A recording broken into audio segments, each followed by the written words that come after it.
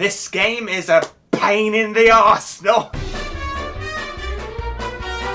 The Looney Tunes, one of the greatest animated film franchises of all time. For the last 9 decades or so, the antics of Bugs Bunny, Daffy Duck and their cartoon camaraderie have never failed to entertain young and old alike. As the Tunes made their foray into the 21st century, they started a number of video games and inspired numerous PlayStation hits, including Taz Wanted, the highly underrated Sheepdog and Wolf, and little-known Looney Tunes platformer ACME ARSENAL. Released in 2007, this PS2 latecomer sees the Looney Tunes loaded with guns and gadgets galore as they journey through time to rescue their ancestors from the evil and unfortunately named Frankenbeans. With reviews ranging from just plain terrible to, well, just plain terrible, the critics did not hold back with their scathing critiques. But is it as despicable as they'd have you think? Well, actually, yes it is! Okay, you know what? I'm not going to hold back here. This game is horrendous. This is one of the worst PlayStation games I've ever played, and I've played Barbie Explorer.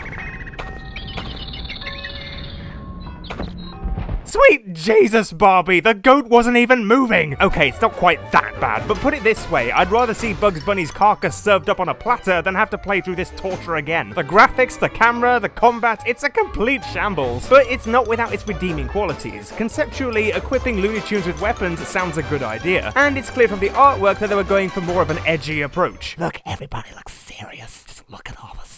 They all look so unhappy, I'm sure for numerous reasons. To be honest, I like the idea of an edgier, darker Looney Tunes game. And, well, it's dark alright. Anybody got a torch? Indeed, for much of the game, the lighting is shocking. Even in some daytime levels, the character is all shadowy and obscured. And why is the camera so far away? How about a close-up? A close-up, you jerk! A close-up! Also, keep in mind I've zoomed in here. This is what the game looks like on my TV. Indeed, this requires a good deal of squinting. It's no wonder I'm short-sighted. Anyway, the game begins with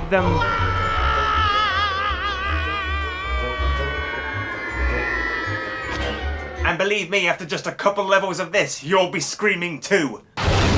At this point, very little details are provided regarding the plot. In fact, throughout, the FMV sequences contain very little dialogue, and it's never made explicitly clear what Frankenbeans' intentions are. But we'll get to that later. For now, Bugs and Marvin the Martian are teamed up to infiltrate the evil scientist's castle, for some reason. Okay, Mac, start pounding! The story is very thin, and yet somehow it's incredibly confusing, as nothing is explained. It doesn't help that the game opens in media res. I guess they intended the opening to be intriguing, but the first couple of levels are so dimly lit and tedious, it doesn't make you want to persevere. Eagle-eyed viewers will notice this is the same castle seen in Water Every Hair, and that Frankenbeans is the evil Boris Karloff-inspired scientist from that same cartoon. If you only had a living brain. Only in this game, he has a spectacularly irritating voice. Let's see them get out of this one. But it's okay though, right? At least he doesn't talk much. No. Impossible! Unthinkable! And yet it's true. And yes, my evil plan is unfolding perfectly. Oh, how simply delightful. Yes, indeed. Despite the game's obvious flaws, there's an abundance of references to the classic shorts.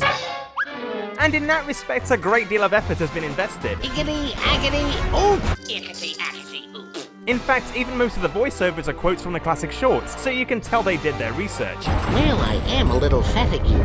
Well, I am a little fatigued. Speaking of there being a lack of explanation, there is no tutorial concerning basic combat either. You're just thrown into the fray. I don't know what I'm doing! I mean, don't get me wrong, I really dislike being spoon-fed by a lot of these licensed games. I really don't need to be told I can jump by pressing the jump button, Nala. It's pretty self-explanatory, thank you. But I don't know, some direction would be nice. The only hints you're given appear during the loading screens, which is odd, particularly since the melee combat relies heavily on these combos, which they otherwise never address. Whack an enemy 3 times and it will become dazed with stars circling its head, at which moment you're expected to perform a finishing move with a sweeping triangle button attack. But usually they just seem to drop dead anyway, so there's not much point in this. But if you knock a dazed enemy into another enemy, then that enemy becomes dazed too. And if you then perform a ground smash, you can not only eliminate that enemy, but all the other enemies in the vicinity. No! Shut up, shut up, shut up! Now this might sound confusing, Because it is. But none of what I've just mentioned is actually explained in-game, which is even more confusing. The combos are okay, but get boring fast, and it doesn't help that the visuals are a confused mess. It's so crowded. Collecting tubes of Illudium fills a bar in the top left. Filling the bar once increases your strength, meaning you now only have to hit enemies twice before dazing them, and filling the bar one more time means you only need to hit them once. If you get hit, however, you not only lose health, but you lose Illudium, meaning you get progressively weaker the more damage you take. Ow! Health can be restored by collecting orange potions you find conveniently lying around. Now let's talk about this game's selling points, shall we? This game essentially promises Looney Tunes with guns. Remember all the serious. It's time to get serious. You can indeed use guns, which is something of a relief considering it's plastered all over the artwork. Oh, you spoil me. Now and again, enemies drop them and you can take them for yourself, or you can use coins you've collected to purchase fresh ones from vending machines. The guns themselves are pretty creative, including rapid-fire guns, rocket launcher guns, triple shooters, laser guns, rifles, and even mallet guns. The problem is, much of the time, melee combat is far more effective, rendering the use of guns almost completely inessential. They're useful in taking out the occasional larger enemy, but otherwise hand-to-hand combat is bizarrely more impactful. You could probably play through a good 80% of this game without using a gun at all. Ah, shoot. This game just keeps finding new ways to disappoint me. Speaking of disappointment, the multiplayer mode is also, How do I put this? Bloody shite. This game has a split-screen two-player mode, but if one character walks so far ahead, the other character will automatically appear alongside him. So, if both characters need to be practically side by side at all times, why the hell do you have a split-screen mode? Oh boy. Once Bugs and Marvin progress inside, they do more of the same, I guess. Here we discover Frankenbeans is building a big robot. My mechanical masterpiece. Do they explain why? We also come across some new enemies who take the form of some robotic, giant spiders. Why? Giant spider alert! In order to take these out, you first need to stun them by spinning at them with the circle button. This works on all so-called erratic enemies, but strangely, the game also tells us to apply the same technique to these spinner robots, and I swear to God, it doesn't work. What? I just spun you, you bitch! And if you spin while jumping, you stay in the air for longer, meaning you not only have a double jump, but a triple jump. If you thought Jim's jump was ridiculous, get a load of this! We may as well be flying. Hey, wait a minute, aren't you a duck? I wonder if Daffy will remember that he can fly. During our onslaught, we also uncover plans for a time machine. Yes, yet another one, and a robotic Loch Ness monster. Because why would you not want to make one of these? He may be mechanical, but he's every inch a killer. And naturally, that comprises our first boss level. Good grief. Here, all you have to do is hit the mecha monster and dodge its fire breath. Then you need to climb the rocks to retrieve a special gun and take out the monster from a distance. It's simple enough, but the dodgy aim and the monster's reluctance to keep still render this level pretty frustrating. What a Loch Ness.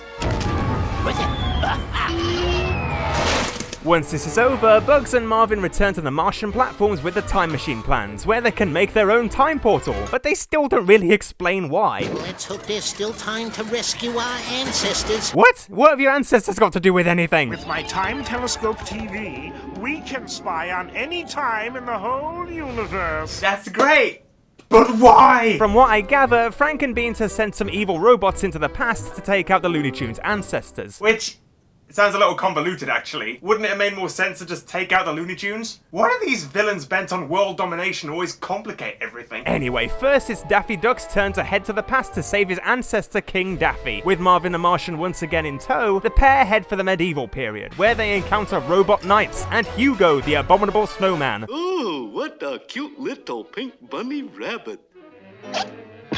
And coincidentally, this level is also pretty abominable. Once again, it's so dark I can barely tell who I am, let alone where we're going. Some of the enemies are a little tougher in this era. For example, the big fat robot knight is only vulnerable once his mace becomes stuck in the ground. You must pay the penalty.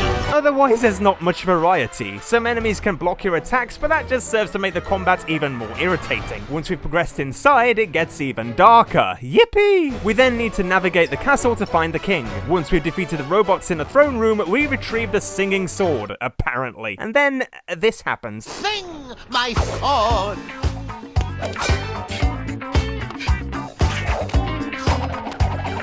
What What in the wide, wide world of sports is going on here? Once we've returned, Sam threatens Bugs and Daffy to help find and rescue his ancestor in the Wild West. Oh, I kinda like this level.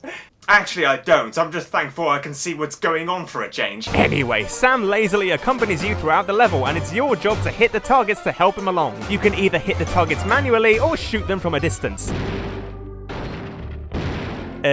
Sometimes. Oh, for God's sake. Why make it a shooting game if shooting doesn't bloody work?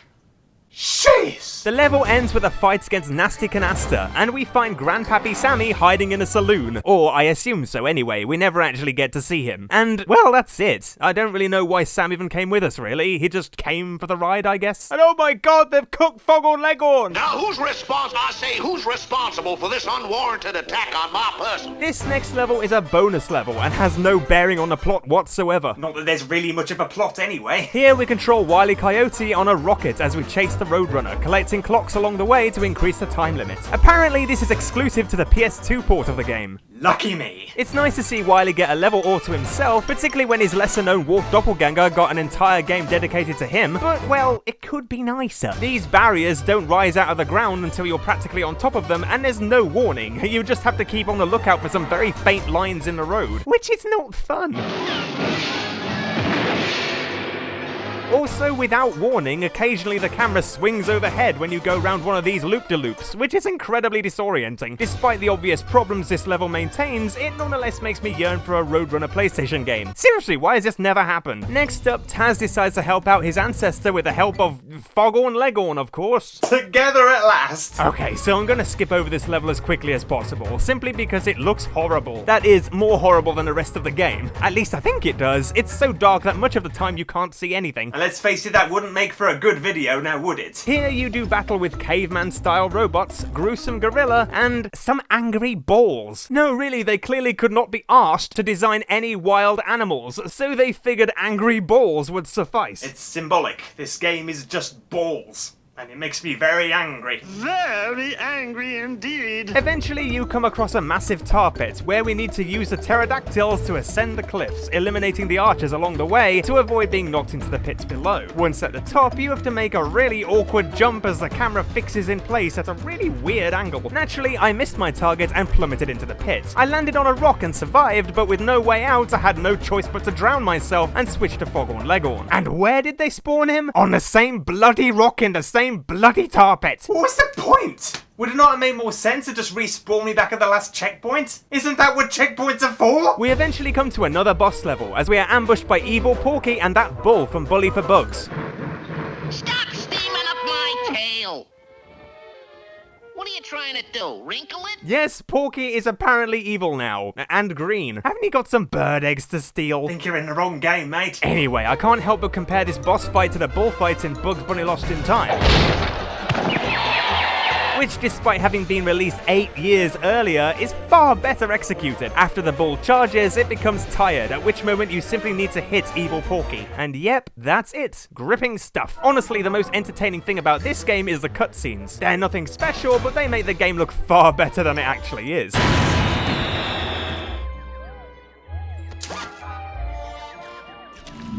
You can all go to somewhere bad. There's a place worse than this? You're kidding! Anyway, once we're home, Bugs is so riled by what he's seen on Marvin's monitor that he angrily rolls up his non-existent sleeves and whisks Marvin away to ancient Egypt to rescue Pharaoh Bugs.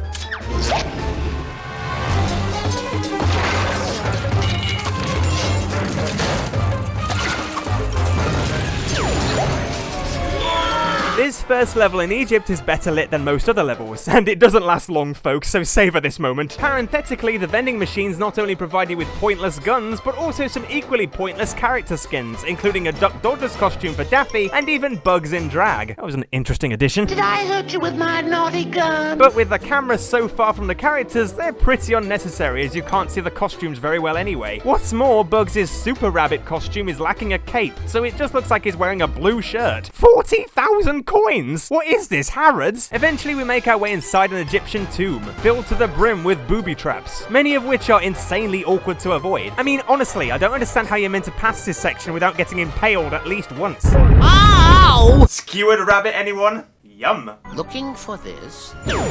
shall we? Next, it's Marvin's turn to take the helm. Oh no! Grandfather Mervyn is in trouble! Firstly, we need to steer a scooter to safety, shooting objects in our path. Collecting Illudium increases our rapid shots, meaning eventually we can just continue to fire constantly. Which is great because there's no use aiming, as I genuinely can't see what the fuck's going on half the time anyway. Once again, Bugs Bunny Lost in Time contained a similar level that was executed far better. Why is everything here so luminous? It burns my eyes! Soon we find Hugo again. Yep, they've already resorted to reusing enemies. Although I let them off this time, as this is actually a reference to an 80s TV special. Oh no, not again. Now that's what I call professional laziness. And just what the hell is going on here? The fans here threaten to blow you over the edge, but luckily there's some air you can step on to stop yourself falling. What? Ooh.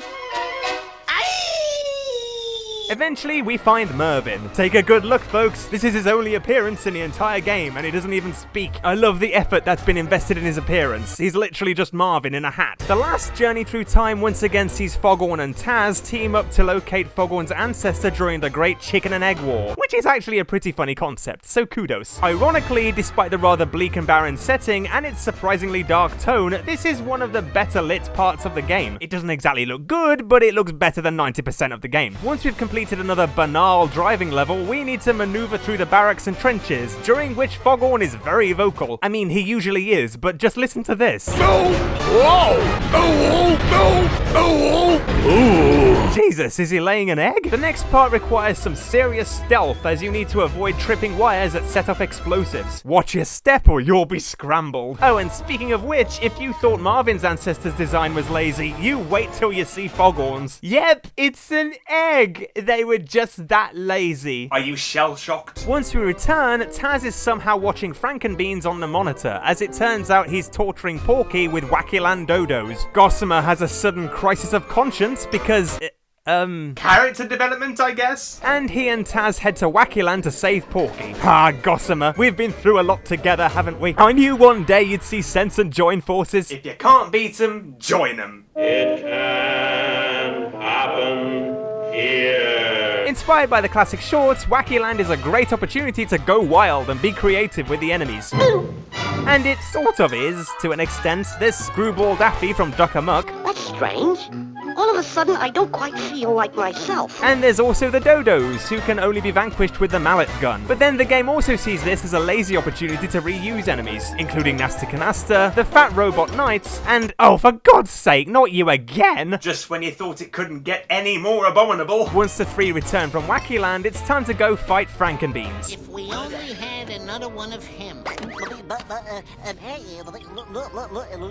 See here? Porky hands Bugs his hide juice, and Bugs transforms into big furry green bugs.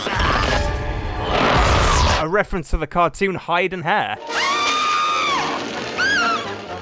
Now what's eating them? He and Gossamer then join forces and infiltrate the castle. Now, you will meet the evil mastermind behind it all. You know what? That joke might have worked if we didn't already know you were behind all this. That and Gossamer's been working alongside you since the very beginning, so this big reveal makes no sense. Just saying. This next level sees Bugs and Gossamer make their way through the assembly line obstacle course, avoiding the robots that pop out from portals along the way. It gets pretty frustrating, but I eventually found out that if I stand at the edge of the platform, the robots appear a little too far forward and instantly plummet to their deaths. Wow, this is terrible. We then come to the final boss. Time to get the big guns ready, right? Unsurprisingly, this final level is a big disappointment. Why book the trend? You don't shoot anything, you don't even have a gun. You just punch the big robot. There's no music or anything, it's just tedious. I still don't understand what Frankenbeans was intending to do to achieve world domination. His plan makes about as much sense as roly-poly molies. He's small and smart and round. I mean, we literally just have to knock the robot over slightly, and that's it! I don't think you thought this plan through. Soon afterwards, Bugs susses that it's all just a big misunderstanding, as Frankenbeans' evil plan was hatched simply because the other Looney Tunes bullied him at school.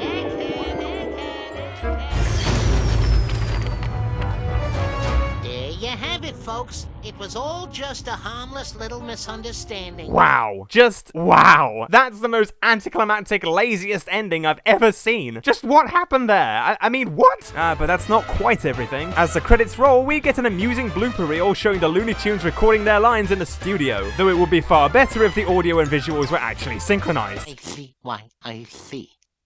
I see. Good grief, was this difficult? Why are they recording their lines anyway? Why can't they just act them out? There are also supposedly 6 trophies throughout the game, all hidden in secret places. Finding them all might result in a reward, but we'll never know what it is, because in this PS2 port of the game, one of the trophies, the TwisterTH trophy, is inexplicably missing, meaning you technically cannot complete this game. I'm sure everyone is distraught. Oh, and there's also a multiplayer mode in which you have to fight against each other, which is probably the best use of the guns in the entire game. Ironically though, I never play this, because I have no friends. I'm starting to think my taste in video games has something to do with that.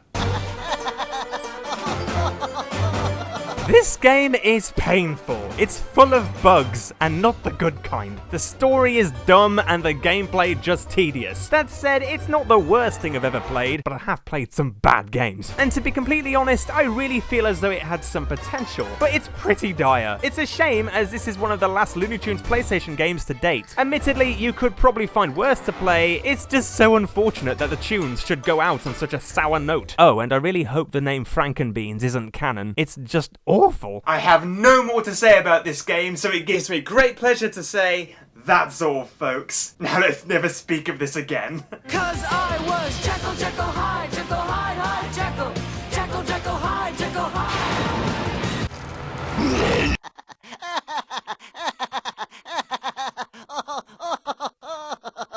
Oh, how simply delightful.